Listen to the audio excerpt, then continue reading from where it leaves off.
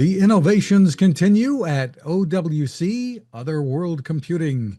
Welcome back to Techstination. I'm Fred Fishkin. Joining us from OWC once again is founder and CEO Larry O'Connor. Great to see you again, Larry. Yeah, likewise, Fred. I appreciate being here. Well, OWC is again helping to lead the way with devices for creators, and you've got some choices for folks in the OWC Envoy line that are new. Give us the overview. Sure. The Envoy today goes from the Envoy, which is a super compact, super high speed portable SSD, 1 TB and 2 TB that goes up to 1,000 MB/s. Then we go into the Envoy Electron, which is a rugged, waterproof, pretty much indestructible drive that goes up to 4 TB and also over 1,000 MB/s. Then you move into the FX, which moves into Thunderbolt and close to 3,000 MB/s peak. And then we have the Envoy Ultra, which is the very first Thunderbolt 5 portable SSD ever produced and provided. That drive hits speeds of over 6,000 megs/s in sustained reads. It's very high speed for writes and takes full advantage of what Thunderbolt 5 can do. And we've got other solutions as well, like the Express 1 M2, which meets the needs for those that want to do it themselves, add their own drive, or buy a pre-built solution for up to 8 TB of storage, and once again, data rates that sustain close to 3,000 megs/s. There's a wide array in the Envoy line, something really for everybody. Maybe too many choices. Actually, here's one other choice too for ultra portable. I don't want to leave out the Envoy Pro Mini, which gives you both USB-A and USB-C, so really easy to go between computers, new, old, and whatever ports you might have available, even on the latest system with all your Type-Cs are taken up. Now, this also does 10 gigabit over a Type-A. So this is a portable thumb-sized drive, but it's not a thumb drive. It's actually a fully functional SSD, once again, sustaining speeds about 1,000 megs/s and an ultra portable and also very rugged design. And these solutions aren't just built for some nice synthetic benchmarks. They work at high speeds in the real world. So whether you're backing up data or producing audio and video, these solutions sustain the speeds necessary. And we put these in our specs so you know what they can do, but they actually sustain speeds to be productive versus just give you a flash in the pan and then slow down. The Envoy Pro Mini and the Electron, for example, are some of the only USB-C 10 gigabit drives that are certified for applications like AGA. Wow. And you pay a lot of attention to design, and that goes through your whole product line, I think, as well. In addition to that, these can also work with mobile devices and such as well? Correct. Yeah, the latest iPhones, the iPads with Type-C connect and bus power these solutions as well. So it's really nice to have this interoperability. And we ship with APFS already pre-formatted to these units, so they're prepared for first and foremost, they're prepared for Mac. And as opposed to using exFAT, APFS is a modern file system that has data protections, really disconnect or how do I say circumstantial, I guess you say protections. If something goes, if there's an accidental disconnect or an intentional disconnect when it's not been dismounted, if there's a power drop, any number of different things that can happen, while using a system. When you have APFS or, for practical purposes, why am I forgetting Windows NTFS? These file systems have protections that keep your data safe, in the event of let's just call it a non-scheduled interruption. When you use an exFAT drive, and a lot of drives ship today preformatted with exFAT, number one is you get to higher capacities. There's just a higher risk of problems, even without any adverse impact. But in the case of a disconnect or other things that can go wrong with the system, exFAT really leaves your data vulnerable. And for our PC users, we have Mac Drive, which lets you read and write natively to an APFS volume. So if you have if you're using iPads and Macs and PCs together, using Mac Drive on your PC means you can plug and play, this Apple APFS volume, have all those modern file system protections, and go between the systems with ease. And I think that's something, a lot of things happen that people, don't know the background on, with just a kind of, I guess you could say, a consumer standard exFAT formatted drive. that leads to data loss or data corruption or problems that is very preventable if you're using, again, a modern file system. If you're on a Windows machine and only using Windows, use NTFS. If you're on a Mac system, you should be using APFS. And you can reformat these drives, granted, to either of these file systems. If you're in a mixed environment, whether it's an iPad and a PC, a Mac and a PC, or all three, then APFS is the way to go. And then again, Mac Drive on the PC. One of the best backups as we move into the National Backup, World Backup Day, is to prevent data loss just through good practices. And a good practice is to use a file system that's actually going to protect your data. exFAT is universal and is plug and play on Mac and PC, but it's also archaic and has zero file system protections for all practical purposes. One little disconnect and all your data can be gone. The drive can be corrupted, and the repair is recovery and repair is a very painful process on any drive. Great advice. And I know a lot of the disconnects, simple forgetfulness, pulling the plug when you shouldn't, right? 100%. And then you have some other solutions that are new too, like the Gemini and Thunderbay 4. Tell us what you're doing there. Sure. Gemini is a two-drive RAID system. You can operate it either in a strike mode for high performance or a mirrored mode where both drives replicate each other in real time. So if at some point, hard drives are mechanical, they do have a lifespan. It tends to be many, many years, but whether it's fluke or physical, whatever the issue might be, with a RAID 1, if one drive fails, you still have full data accessibility on the other drive. It's a live backup for all practical purposes. And then the other benefit of the Gemini also functions as a full-featured Thunderbolt dock. It gives you display, it gives you multiple USB ports, it gives you a reader, it even gives you Ethernet for connecting to a local network. So it's a Thunderbolt dock along with a dual drive RAID system that's up to 48 terabytes today. So a lot, from 4 terabytes to 48 terabytes of storage, plus gives you docking all in one. Some folks actually, some reviewers nickname it the photographer's friend because it has the SD port and has all that storage, which is fast, and the docking you need. It's kind of an all-in-one solution, for a lot of people's needs out there. Just terrific. Sounds versatile. You've got the new Thunderbolt standard out there now, Thunderbolt 5, and I guess more and more computers or PC makers are getting on board here. It's coming along. Apple has certainly led the way. They probably have the most. If you look at volume today, there's probably more Thunderbolt 5 Max out there than there are all the PC makers combined. But we're seeing a lot. There'll be a lot of new Thunderbolt 5 PCs. I think coming more into the mainstream over the next few months. I think some of that's going to be driven by the new video chipsets that have kind of finally made it to market. But going into Thunderbolt 5, Thunderbolt 4 and 3 and 4 are basically the same. They're the same 40 gigabit PCI Gen 3 over wire interface. Gives ample bandwidth for just about everything that you could possibly need. Thunderbolt 5, which does step up your data rate capability. I think the biggest thing with Thunderbolt 5 is how much bandwidth you now have for both video and for data. On a 40 gigabit Thunderbolt system, there are data devices that max out on those buses. And if you plug in a video, if you want to have a hub, like our Thunderbolt 4 hub or a Thunderbolt 4 dock for that matter, once you connect any kind of display through the same port, and you're sharing the bandwidth over a single 40 gigabit port, your data devices ultimately get slowed down. If even just with a 4K display connected in, you no longer have all the other 28 gigabits for data. With Thunderbolt 5, you can plug our Thunderbolt 5 hub into a Thunderbolt 5 port. You can have a full speed 4 gigabit device like our Thunderblade, a Thunderbay, which is doesn't quite max a bus, but would still be encroached upon with video on an older machine.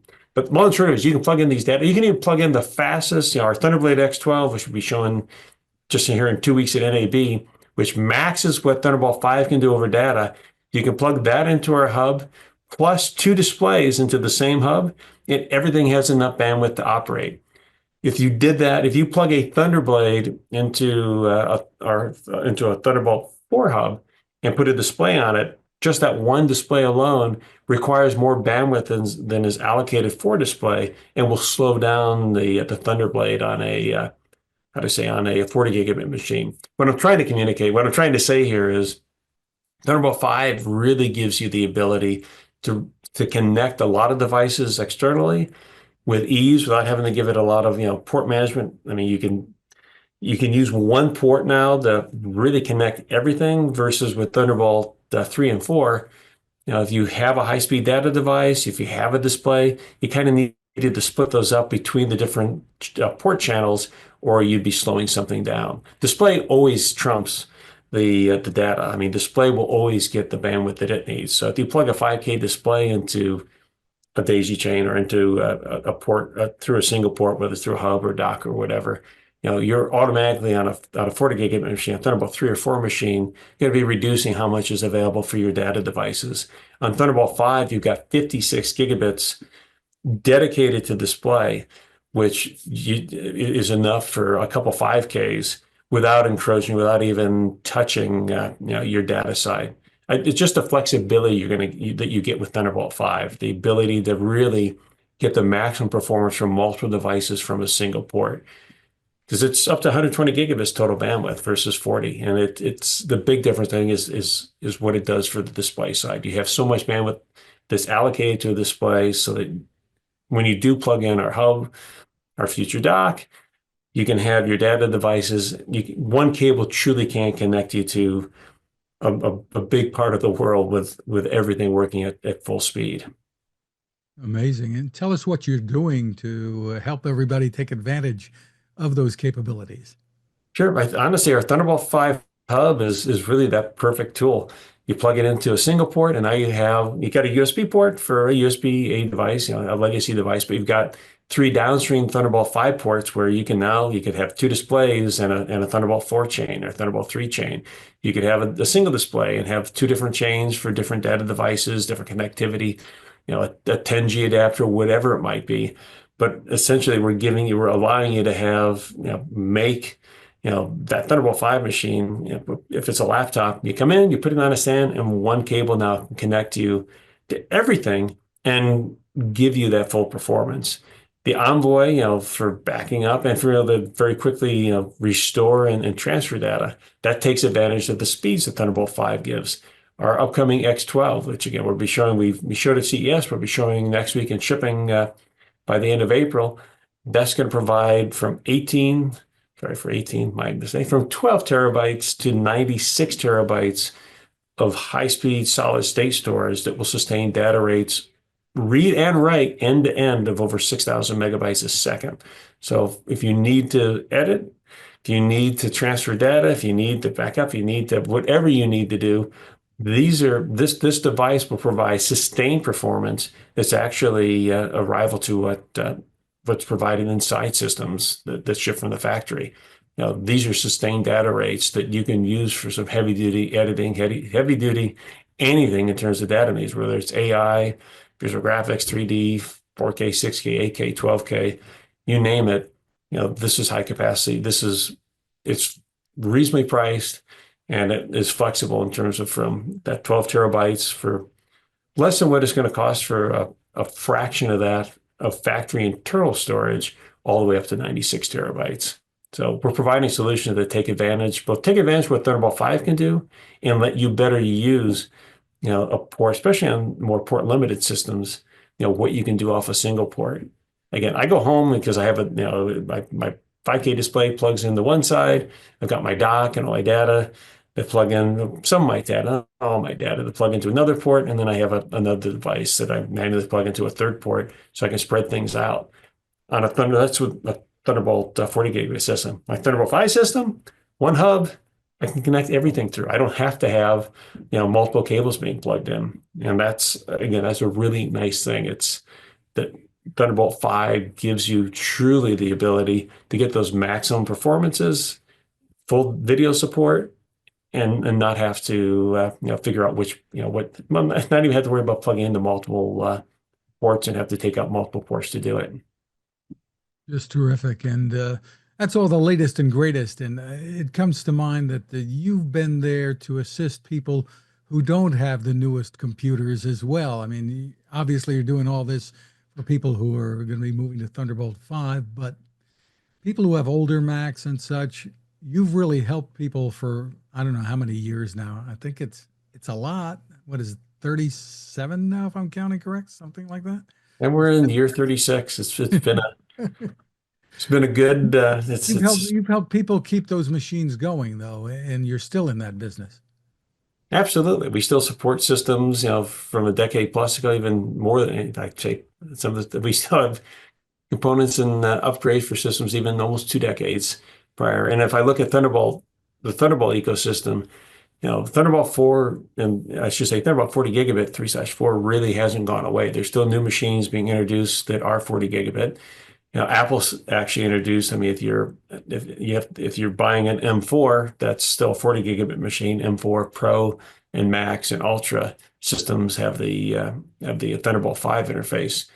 And as far as again the need goes, I mean, the stuff that we're producing today is backwards compatible with systems, even Thunderbolt or Thunderbolt 5 devices, as long as you install the current operating system, 15 and later. These Thunderbolt 5 devices we still support on systems as old as 2017 with an iMac Pro, and then pretty much everything else is 2018 and later.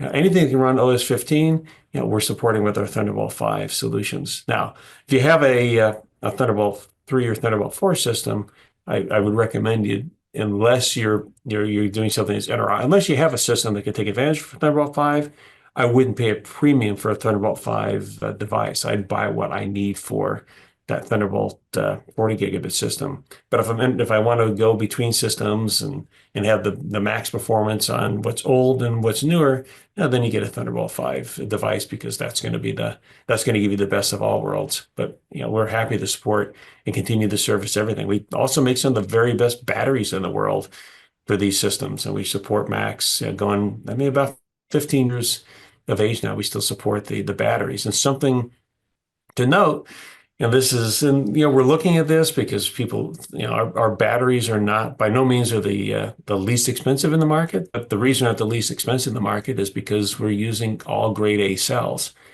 And we see so much.